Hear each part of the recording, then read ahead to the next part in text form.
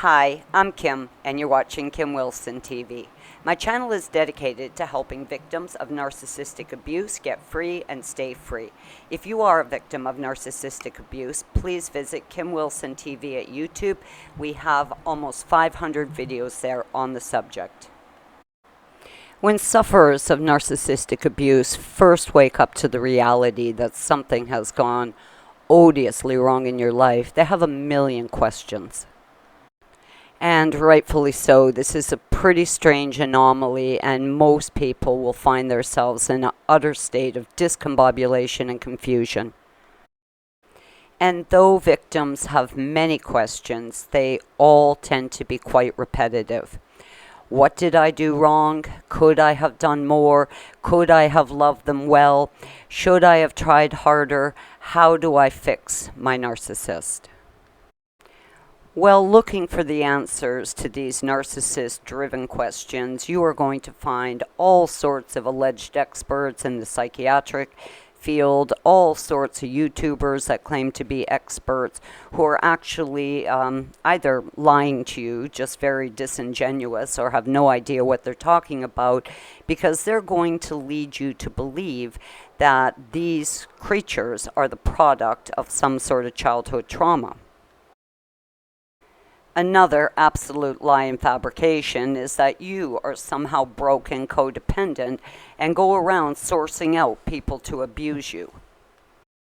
Deceptive individuals are going to want you to believe that this is a psychiatric condition and can be modified, at least tamed, through treatment, counseling, and some sort of psychiatric treatment. And there is absolutely no evidence of any of this. There is no evidence that childhood trauma produces evil, manipulative individuals. There is no psychiatric condition known to mankind that causes people to behave this way, and you are most certainly not codependent. For a ridiculous concept like codependency to be true, they would have had to shown up in your life fangs out. And that's not how they show up in your life. They show up appearing to be your soulmate, a great friend, a great ally.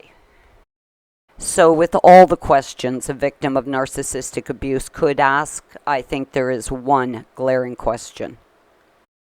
Many years ago, I was very fortunate to come across the work of Dr. Robert Hare. Dr. Robert Hare is a renowned Canadian psychiatrist who dedicated his entire career to studying, observing, interviewing narcissists. As a result of his career-spanning research, Dr. Robert Hare has concluded that narcissists are not human. And that stems very largely from the fact that they lack human qualities. When it looks like a duck, waddles like a duck, and quacks like a duck, well, it's probably a duck, and his premise is just that simple. When an entity is completely void of basic human qualities, it is safe to assume that they are not human. So what does Dr. Robert Hare conclude that they are? Well, hosts for demons. And though all demons are pretty much the same, there are going to be, well, let's call them areas of expertise. For example, some demons are particularly sexually promiscuous, and this would be reflective of the demon Jezebel. Some are highly deceptive, some are very, very greedy, some are, consumed by pride. But basically, they're all the same with slight variations. As a victim of narcissistic abuse, I, like you, had a million questions, and it wasn't until I asked the obvious, most glaring question, what the hell are these things? I really wasn't getting the answers I needed. I felt stuck, and I wasn't able to move ahead with healing. Asking the question, what the hell are these things? And coming to the conclusive answer that they're hosts for demons sped healing up so much for me. Believing that I had been in love with a real human being and that they were sick or suffering from a psychological condition or had been victimized as children was a trap. It is a trap for all of us.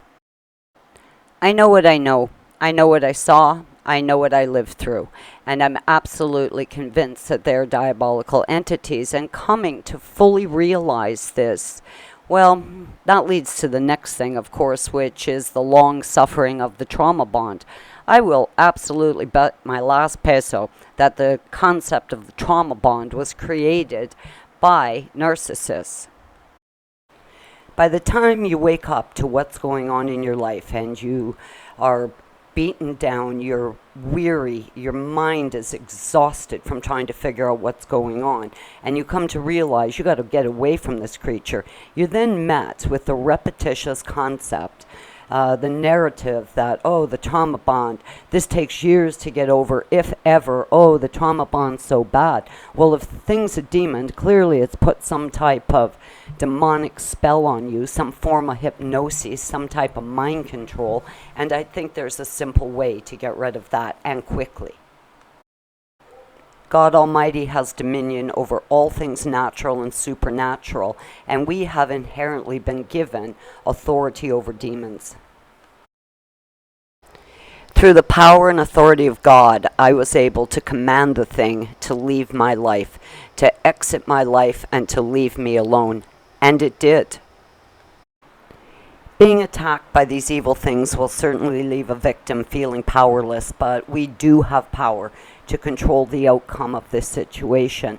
For now, I hope you'll leave a comment, share your experience, and if you have a question, I'll be happy to answer it. These are strange and dangerous times. If you're like me, you've probably seen a tremendous rise in evil. Being well, healing quickly is going to be your best defense in a world that appears to be flipped upside down. I love you guys lots. I've missed you. I'm Kim, and you're watching Kim Wilson TV.